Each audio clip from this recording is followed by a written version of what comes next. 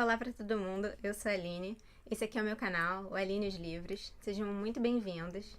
Eu tô num cenário diferente, mas é só um outro escritório onde eu também trabalho, produzo, enfim, meus textos, dou minhas aulas. E hoje eu vou conversar com vocês sobre um livro bastante longínquo da nossa realidade.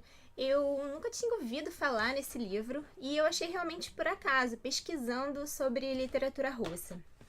O livro se chama A Moça do Internato e é da autora, uma das primeiras escritoras feministas russas, Nadezhda Kvoshinskaya. O nome do livro em russo é Pensionierka e foi traduzido como A Moça do Internato ou Moça do Pensionato. É que pensionato para nós tem um sentido diferente, o termo pensão, mas tampouco o sentido de internato se aplica aqui. Na verdade, essa moça vai a uma escola, simplesmente. Ela não vive lá, ela não vive num colégio interno. Mas a primeira coisa a dizer sobre o livro é que eu achei extremamente chato. Ele parece longo demais em partes que não são tão importantes. E ele parece rápido demais, parece pouco aprofundado e excessivamente alegórico. Eu quis terminar porque eu nunca tinha lido uma escritora desse teor, uma escritora que não fosse poetisa. Na verdade, a Kvoshinskaya, ela trabalhou muito com poesia, mas aqui ela acompanha o movimento na Rússia de ascensão da prosa. Então ela lança esse romance em 1861 e é uma época em que a Rússia vai passar por grandes mudanças. A gente vai conhecer o reinado do Alexander II, o czar libertador, que vai assinar a libertação dos servos. E também a gente vai conhecer uma série de mudanças. A gente vai conhecer um certo relaxamento da censura. Então, todo o movimento liberal de emancipação feminina, de educação das mulheres, ele vai ter um berço muito significativo aqui. E é esse movimento que vai ser o cerne da Revolução de 1905 e mais tarde, 1917. Mas aqui a gente ainda está numa época muito anterior. E esse romance, então, vai tratar de uma moça que estuda num pensionato, numa escola para moças, mas até o primeiro terço do livro, essa moça não aparece. Então isso é um pouco chato. O que vai aparecer é um diálogo, um encontro entre dois jovens amigos. O Veretitsin, que é um dos personagens principais, e o Ibraev. O Veretitsin, ele foi transferido para essa província, para essa cidade de N. Ele era professor em Moscou, ele trabalhou lá por 2 anos, ele ensinava história e geografia, e é claro que ele foi transferido por motivos políticos. Ele caiu em desgraça no lugar onde ele trabalhava, tanto que ele vai para essa cidade de N sob vigilância policial. Então não é de bom tom que as pessoas falem com ele, e ele vai morar na casa da irmã, que é casada com um tesoureiro de província, o tesoureiro da cidade. Então ele vai viver num quarto na casa da irmã e ele vai encontrar por acaso esse amigo que na verdade não é exatamente um amigo, existe uma certa hostilidade entre eles, uma certa competição. Na verdade, o Ibraev se sente superior ao Veretitsin porque ele não está sob vigilância policial, ele teve uma ascensão na carreira, na administração pública, enquanto o Veretitsin, que era professor, foi mandado para essa cidade longínqua para ocupar um lugar que nada mais era do que de um copista da administração pública. Então aqui a gente vê um elemento interessante que não chega a ser bem explorado, não sei se eu super interpretei essa parte, mas existe um grande saudosismo, uma certa ode à capital, a São Petersburgo, a Moscou, a essas grandes cidades que proporcionavam uma certa liberdade, que tinham ideias mais avançadas, ao contrário da província monótona onde nada acontecia. Então, o diálogo dos dois vai ser basicamente um tecido de lamúrias, de tristezas, de arrependimentos, de reclamações do tédio daquela cidade por parte do Veretitsin. E o Ibraev vai enviar livros para ele, Mas esse primeiro 1/3 vai ser realmente ocupado por isso, por esse debate, por essas ideias, por essas informações que a gente vai vir a saber de pessoas que, quando causavam problema nessas grandes cidades, eram enviadas para cidades no interior.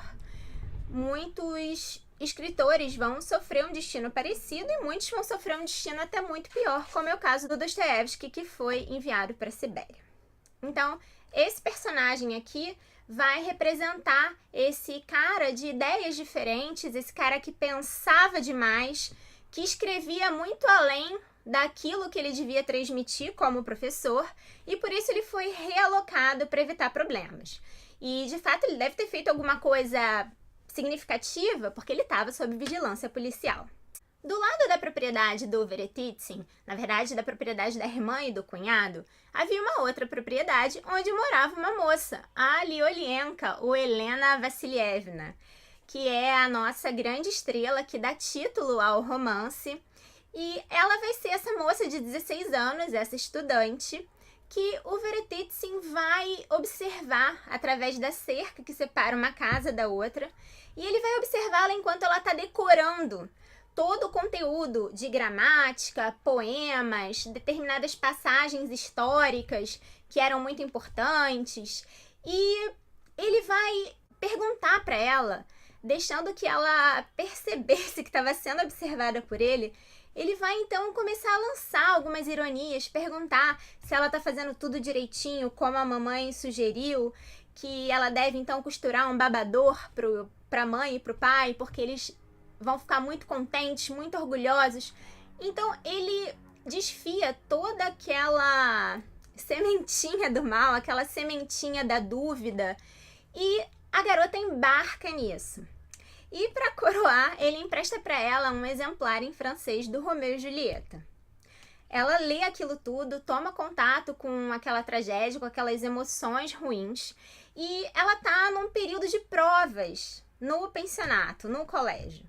Ela vai fazer as provas e, de repente, aquilo que ela decorou, aquilo que ela sabe, não faz o menor sentido. E ela começa a responder absurdos e ela é reprovada. Ela fica num dos últimos lugares, para grande tristeza da mãe e do pai, e os pais começam a maltratá-la, e os irmãozinhos também. Então, é uma situação muito chata, e ela está sendo preparada para se casar. Então, vai a casamenteira para saber se ela sabe francês, porque o noivo dela exige isso, uma mulher que saiba francês, que saiba tocar piano, pelo menos uma polca.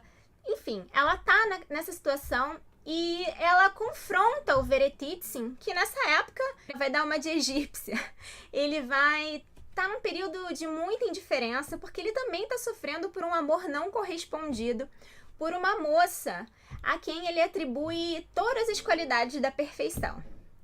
E a Liolienka, que é a nossa grande personagem, ela chega a se apaixonar um pouco pelo Veretitzin, pelas ideias dele, por tudo aquilo que ele tinha ensinado a ela. Ele foi um grande professor, mas ela vai então romper com essa tradição, romper com esse destino dado às mulheres, o destino de aprender uma série de coisas para serem aceitas pelos maridos.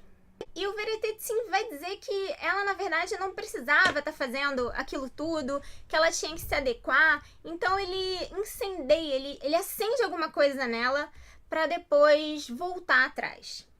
Mas, no caso dela, é impossível voltar atrás. Quando tudo parece organizado para o casamento dela, ela diz para a mãe que ela não vai se casar. E ela rompe com o Veretitzin, eles não se falam mais, ela está muito chateada com ele. E passam-se 8 anos. Desses 8 anos a gente não sabe nada. Nós vamos só reencontrar os nossos personagens num salão do Museu Hermitage, uma obra da Catarina Grande. Tem até um vídeo aqui no meu canal sobre esse museu, vou colocar o link para vocês aqui ou aqui.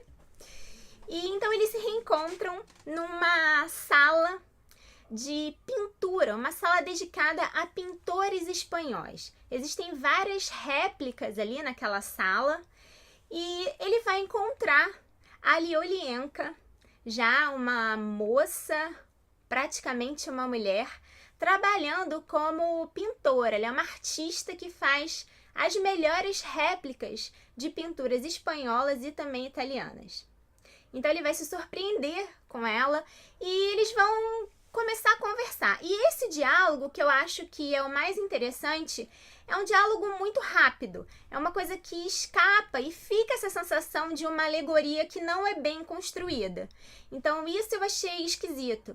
São personagens tangíveis, mas o tipo de diálogo que eles estabelecem, mesmo para aquela época, parece bastante impensável. Não tem muita verossimilhança.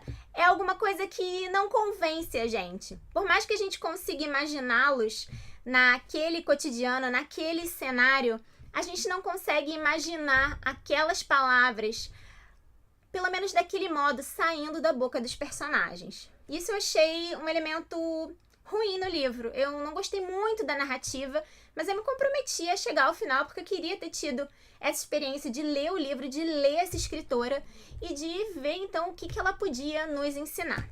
E o final do livro, então, ele é coroado pela redenção da Alyolienka, porque depois que ela se nega a se casar com o seu pretendente, ela pede o apoio da tia, uma viúva que mora sozinha num apartamento em São Petersburgo.